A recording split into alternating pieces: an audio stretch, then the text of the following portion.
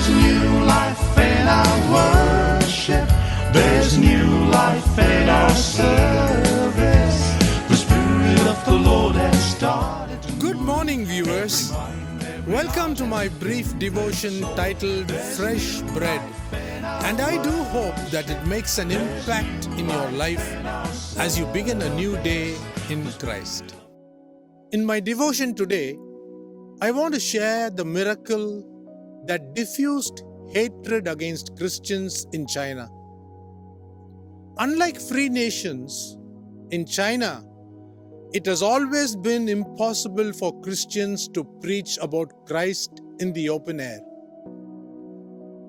The only day they were allowed was during the Lunar New Year, when Christians sent worship teams and dancers who, after the gospel message, pray for the sick.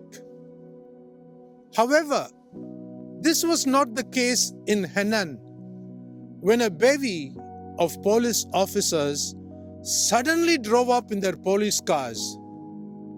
The head police stretched out his hand, pointing to a group of preachers, and commanded his subordinates to arrest the preachers. Very soon, the head police officer realized that his arm had become stiff in a stretched out position and could not retract it. Many doctors were called to attend to him, but to no avail. When the affected police officer was so desperate, another policeman working under the head officer came up to him and said, "Sir, this reminds me of an incident I have read in the Bible." The policeman turned to 1 Kings chapter 13 verse 4 and asked the police officer to read it. And the scripture read like this: "But the hand he stretched out toward the man shriveled up so that he could not pull it back." Now the head of the police cried out, "What will I do?" The other policeman replied, "You better call for one of the preachers you wanted to arrest and ask them to pray for you." The police then very respectfully went to the preachers and begged them to come to pray for their boss. When one of the evangelists obliged to come and pray, even as he started his prayer to God, the head officer's arm was restored. The head officer was so excited about his healing miracle that he allowed the Christian evangelist to share his faith in the police station.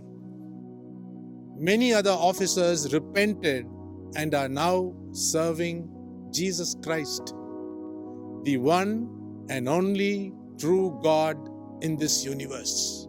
This excerpt has been taken from the Hong Kong and China Ministry Report dated August 1995. Many in the world have no difficulty in embracing the natural dimensions of the gospel, but they do not want a supernatural God who is invisible to the human eye.